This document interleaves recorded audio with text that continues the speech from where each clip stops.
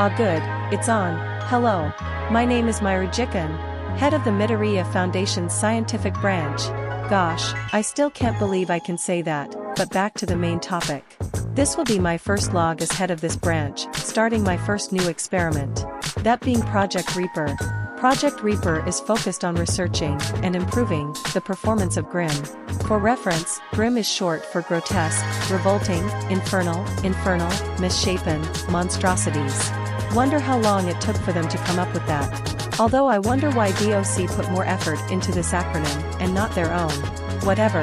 Anyway, back to Grim. Grim are the product of the quirk of Yami Midoriya. His quirk allows him to absorb negative emotions from people around him, and use them to create this kind of black goo. Dubbed, Grim Goo. Guess they didn't feel like being as creative with this one. Grim Goo then can be used to create the Grim. Grim can be created to do practically anything. They can have abilities similar to quirks, but the more useful the abilities, the more negative energy is required to create them. Known abilities of the Grim include super strength, speed, and durability, limb extension, poison creation, intangibility, possession of non-living objects, regeneration, limited shape-shifting and adaptability, fire breathing, telecommunications, lightning breath, sonic attacks, heat generation, mental manipulation, and the Wyvern even has a limited recreation of Yami's own quirk. It seems as if Yami's quirk has no limit to what he can create, so long as he has enough negative energy.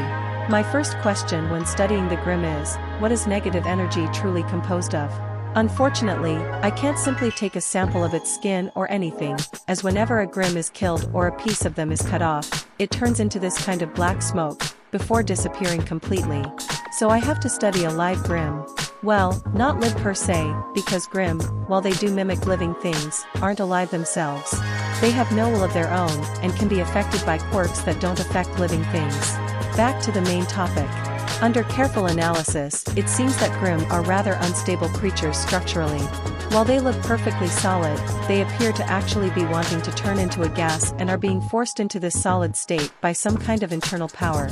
This would explain why the Grim immediately turn into gas after they die. As for where the gas goes after it vanishes, so far I haven't been able to find any conclusive answers to this question. However, I do have a theory. Emotions are considered non-tangible things, however, there are several quirks that can be affected by emotions, proving that emotions are in fact some form of a tangible thing, just not in a conventional manner. It's like they exist in their own world. And believe that once this negative energy is free from the grasp of Yami's quirk, it returns to its own world. Or perhaps I'm overthinking it, and it simply fades from existence. I'll try and figure out more about that later. Now, on to the exciting part. That energy I mentioned that's keeping these things together, it's chaos energy. Not the same kind of chaos energy that Jin gives off. But it's the same energy at its core. It's just altered in some way.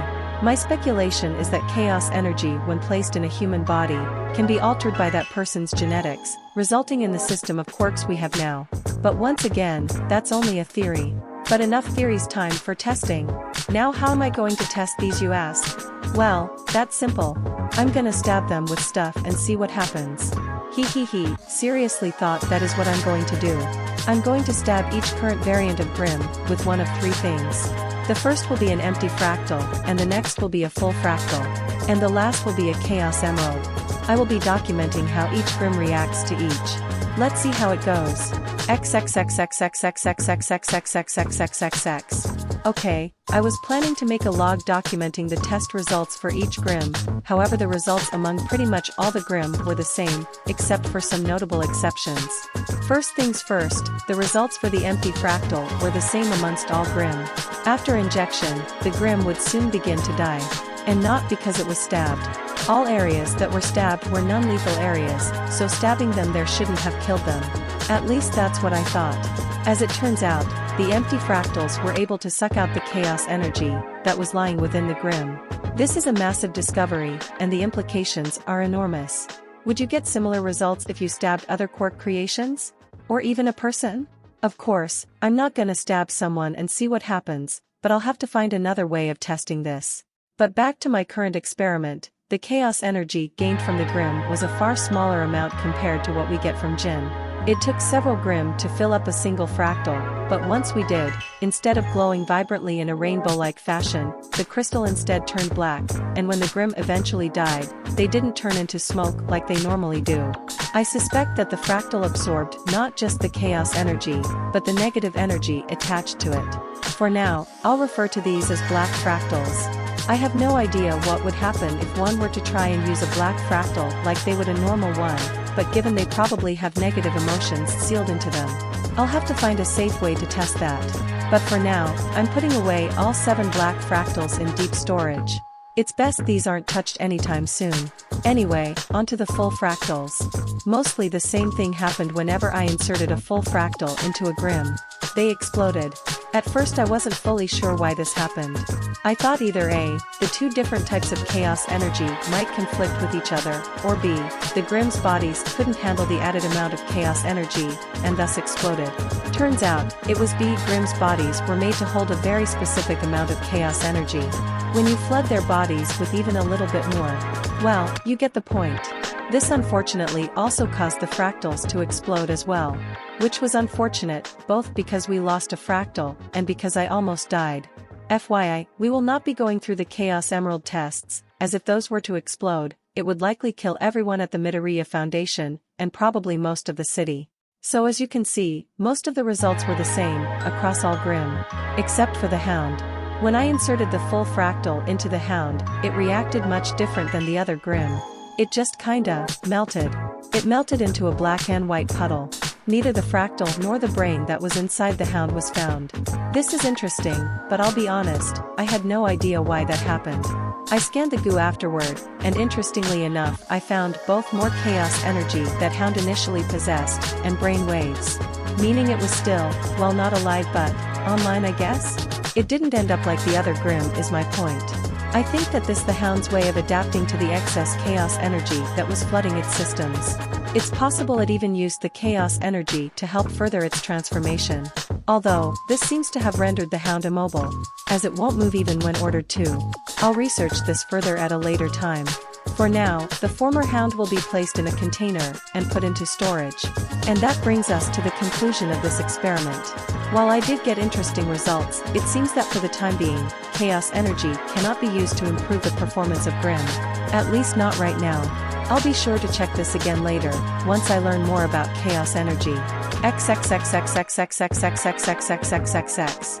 Well, on the bright side, even if we can't augment Grim with chaos energy, we can still use more ordinary methods.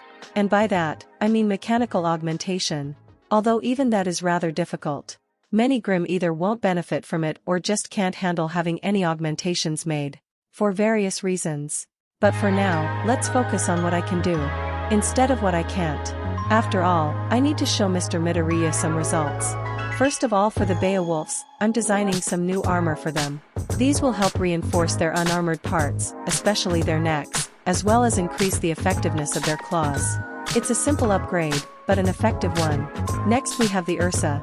I can't do much with these on account of their weight, but I can give them some light armor. Beringles are similar, but I can't even do that, as they have far more mobility than the Ursa, and giving it too much armor will heavily affect that. All I can really do is add some neck armor. Warbatusks are more fun. I'm developing armor for its exposed underside, as well as along its exposed spine. This armor will turn its rolling attack into a saw blade attack, making it much more effective. Goliaths are even better. Due to their strength and size, I can make quite a few adjustments without affecting their overall abilities. For 1, guns. I've decided to attach 2 turret guns to each side of the Goliath. These will of course be controlled by the security center. I've also noticed a big weakness of the Goliath: if you get on its back there's not much it can do. As such, I've decided to add a large metal plate to its back. If it detects someone trying to get on top of it while the Foundation is in emergency mode, it will electrocute them.